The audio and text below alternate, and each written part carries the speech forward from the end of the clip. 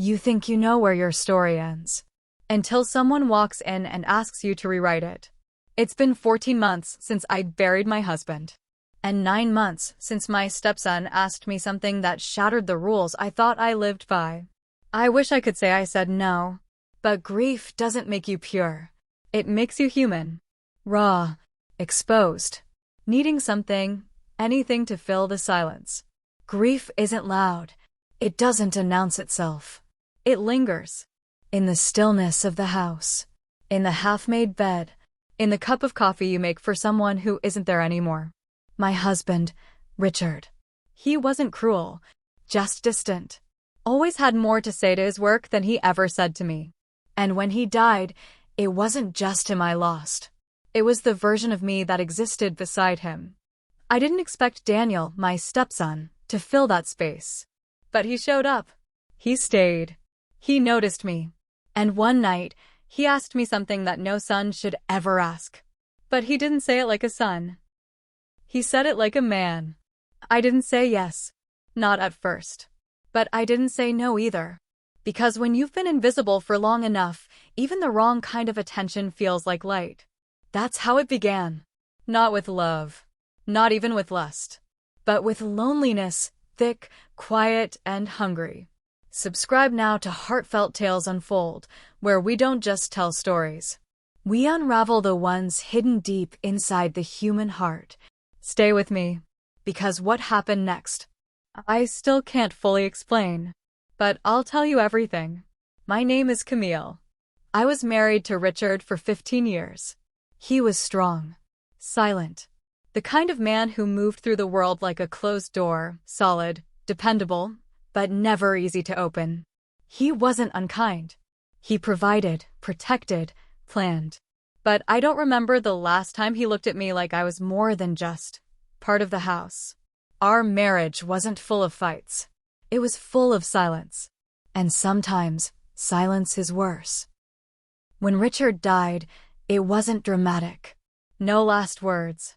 No held hands. Just a phone call. Just a void. The funeral was quiet. Fitting, I suppose. Few people. Fewer tears. Everyone moved on, except me. And then there was Daniel, Richard's son from his first marriage. 21, quiet like his father, but softer, gentler, more present. We were never close. Not in the way that builds bonds. Just polite exchanges, short visits on holidays. Until Richard died. After that, he showed up more. At first, I thought it was duty. But it became something else. He started mowing the lawn without me asking. Fixing things around the house. Bringing in groceries. Sitting across from me at the dinner table like he'd always belonged there. I didn't question it. Because having someone around felt better than being swallowed by the emptiness. We didn't talk about grief. We talked about the little things. The weather. The mail. But underneath that, something else was building. I began to notice how long he lingered after meals. How he watched me, not the way a stepson should, but like a man watching a woman he hadn't figured out yet. One night, I reached for the salt. He reached too. Our fingers brushed. I laughed. Said it was nothing. But later, I found myself remembering that touch. I told myself it was accidental. That I imagined the pause. But deep down I knew. Maybe it was never accidental. Maybe the shift had already begun. And I didn't stop it. One night, after dinner, we ended up on the couch. An old movie was playing, one of Richard's favorites. He used to love silent films, the kind where the emotions were loud, even without words. The room was dim, just the flicker of the screen lighting our faces. We weren't touching. We weren't even speaking. But the silence between us, it wasn't empty anymore. It was thick. Aware. I reached for the remote. Daniel did too. Our hands touched barely. But it didn't end there. His fingers didn't flinch. They stayed. Pressed softly over mine. Warm. Certain. I looked at him, ready to smile and brush it off. But when our eyes met, he wasn't looking at me like a son. Not like a child. He looked at me like a man. A man who had already decided something. And then he said it. So quiet, like a secret meant only for that moment. You don't have to be alone anymore, Camille. I pulled my hand back, gently. Laughed. Not because it was funny, because I didn't know what else to do. It was nervous, awkward, an escape. But inside me, something stirred. Not desire. Not yet. Something heavier. Recognition. He wasn't a boy anymore. He hadn't been for a while. And I was still a woman. Still breathing. Still needing something I had pretended to forget. I thought maybe it was just grief talking. Maybe he missed his father and confused that ache with something else. Maybe I did too. I tried to tell myself it meant nothing. That it was a fluke. That he didn't mean it the way it sounded. But the way he looked at me after that night, it told me everything. It wasn't confusion. It was intent. And the part of me that should have been horrified wasn't. I didn't want this. But I didn't stop it either. Because in that brief touch, I felt something I hadn't in years. Seen. I lay awake that night, just staring at the ceiling, thinking about his voice. The way he said my name. The way he looked at me. Was it just kindness? Or something deeper?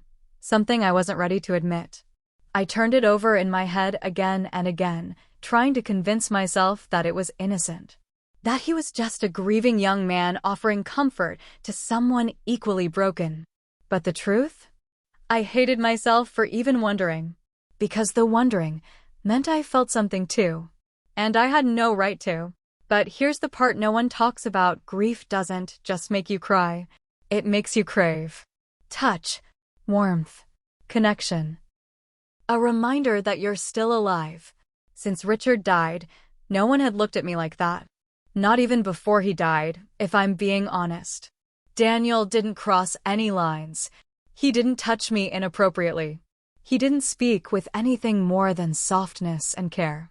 But I started noticing how often he found reasons to be near me, how he lingered in the kitchen after dinner, how he'd stand a little too close when handing me a cup of tea.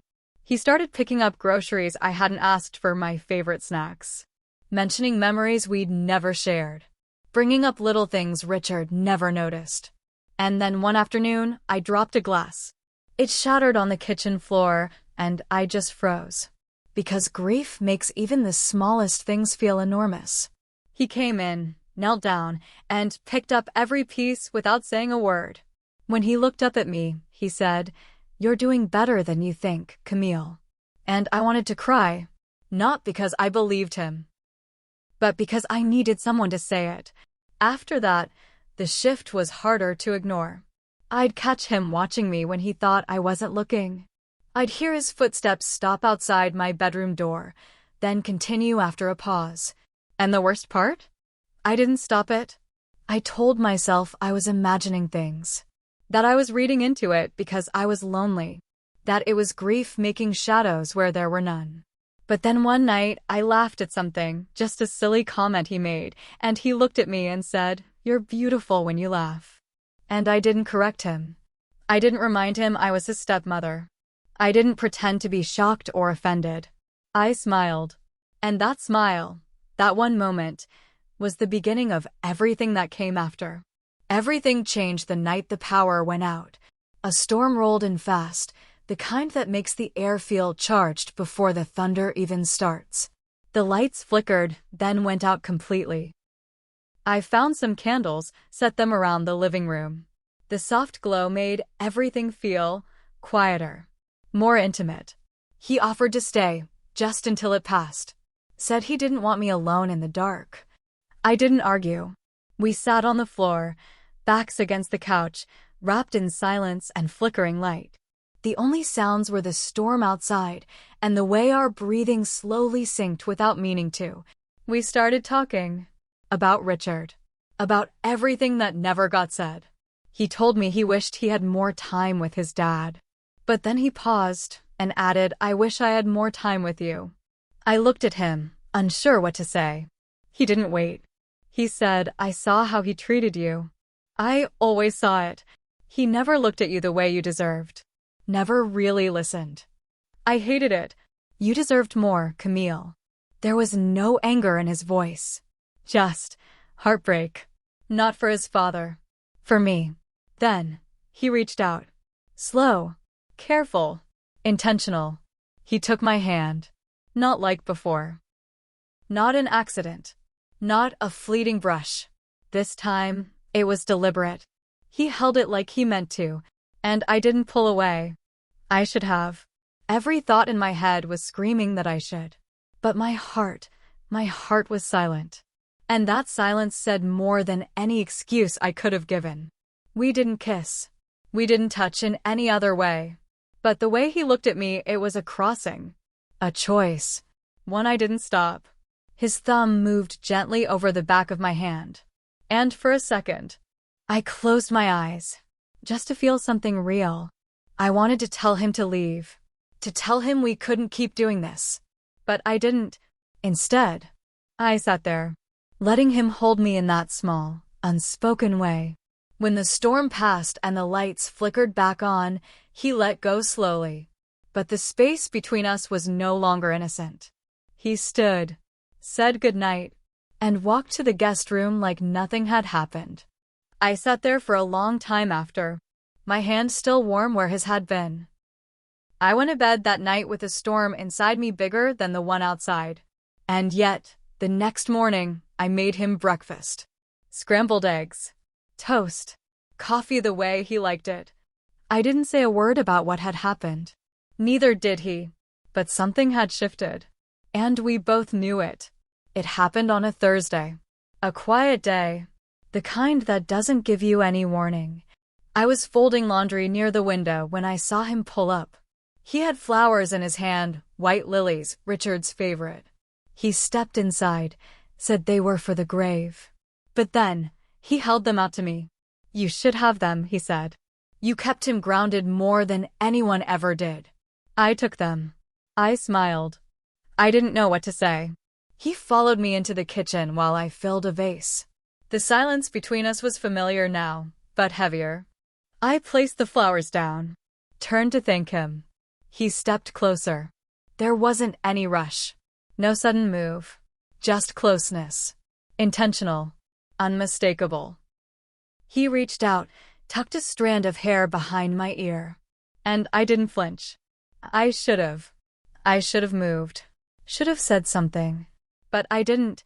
Then his hand lingered. Fingertips trailing down my jaw. When his lips brushed my cheek, I froze. Not out of fear. But because I felt wanted. Not needed.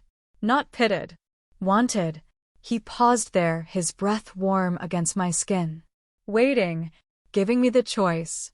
And for 1 second, just one, I let it happen. I let his lips find mine. Soft. Hesitant. A kiss filled with everything we should have kept buried. It wasn't passionate. It wasn't planned. But it held every unspoken word we'd both swallowed for months.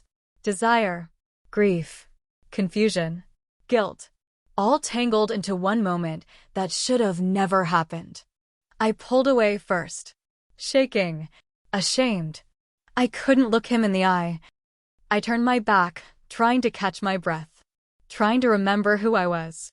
But then I heard him whisper, "I've wanted this for so long," and something inside me shattered. Because in that moment, I knew this wasn't sudden for him. This hadn't been a slip or a mistake. This had been building. Slow, quiet, intentional. And I had let it. I told him we couldn't do this, that it was wrong, that we had crossed a line that could never be uncrossed. My voice cracked halfway through the sentence, but I held onto the words like they could undo what already happened. He didn't flinch, didn't argue. He just stood there, staring at me like he didn't understand the rules I was trying to follow. Then he said, "Why?" Not with anger. Just quiet confusion. "You're not my mother," he said. "You never have been. You're the only one who's ever truly seen me." And I didn't know how to respond. Because part of me wanted to scream, "That's not the point." But the other part, the part that had been invisible for so long, clung to those words like they were a lifeline. I turned away before he could see the tears. Told him to go. He left without another word. And the house sank into silence again. 3 days passed. Then 4. No calls. No texts. Just emptiness. I convinced myself it was better this way. That distance would bury the mistake. That time would sand down the edges of that moment. But then, on the 5th day, he came back. I heard the knock, opened the door, and there he was. With her. A girl. Young. Bright-eyed. Clutching his arm like she belonged there. He smiled at me. Polite. Detached. Introduced her as his girlfriend. Her name didn't matter. Her presence did. She was soft-spoken, sweet. She complimented the house. Said she'd heard so much about me. I nodded. Smiled. Pretended. But he never looked me in the eye. Not once. He sat with her on the couch where we used to talk. Laughed with her in the kitchen where he used to linger too long. And I stood there, watching. Dying quietly in the space between memory and reality. That should have felt like closure. But it didn't. It felt like punishment. As if he wanted to erase what happened, by replacing me. And the worst part? It worked. Did I cross a line? Or did I just allow myself to feel something I had buried too long? Some days, I convinced myself it was a moment of weakness. Other days, I wonder if it was something deeper than that. Something older. Something that had been waiting quietly in the corners of my life. I keep wondering if Richard would be ashamed of me. If he'd shake his head in silence the way he always did. Or if, maybe, he would have understood. Understood what it feels like to be beside someone for years and still feel entirely alone. Understood what it's like to live in a house full of conversations that never really reached you. What silence does to a woman. I think back to all the nights I lay in bed beside him, pretending that the cold space between us was normal. That love wasn't supposed to feel like absence. So when Daniel reached out to me, even just with his eyes, it felt like someone had finally opened a window in a house I didn't realize had gone dark. It wasn't about him. Not really. It was about being seen. Touched. Chosen. Sometimes, grief doesn't make you noble. It makes you desperate. And in that desperation, you cling to whatever warmth you can find, even if it burns you. I don't know what that moment meant to him. Maybe it was longing. Maybe it was confusion. Maybe it was just a misplaced echo of the love we both lost. But to me, it was a mirror. A reflection of everything I was afraid to say out loud. Everything I'd convinced myself I didn't need. And in that mirror, I didn't see a villain. I saw a woman who was tired of being forgotten. Have you ever made a choice, not because you wanted to, but because you didn't know how to say no? Not because it felt right, but because it was the first time in a long time that something actually felt at all? Was I wrong for letting that moment happen? Or was I just human, aching to feel seen again? I replay it in my mind sometimes. That quiet kiss. That look in his eyes. The silence that followed. Not because I miss it, but because it reminded me that I hadn't disappeared. Tell me, was it betrayal? Or was it just a cry for connection from two people left behind by the same man? Tell me in the comments. Because I don't pretend to have the answers. I only have the pieces, the moments, the choices I can't take back. And if stories like this stir your soul, if they make you reflect, make you feel less alone in your own questions, then like this video and subscribe to Heartfelt Tales Unfold. Because here, we don't just tell stories. We unravel the human heart. Some people come into your life to heal you. To help you breathe again. To offer light in a time you forgot how to ask for it. Others, they don't come to heal. They come to reveal. To show you the cracks you tried to cover. The emptiness you learned to live with. The ache you've been calling normal. What Daniel and I shared, it wasn't love. It was loneliness, dressed up in borrowed affection. Held together by grief. Lit by the spark of unspoken need. And yet, a part of me still wonders. If I were given the chance again, would I say yes? I don't know. And maybe that's the hardest truth of all. Be careful who you reach for in the dark. Sometimes, they don't pull you out. Sometimes, they pull you in, deeper than you meant to fall.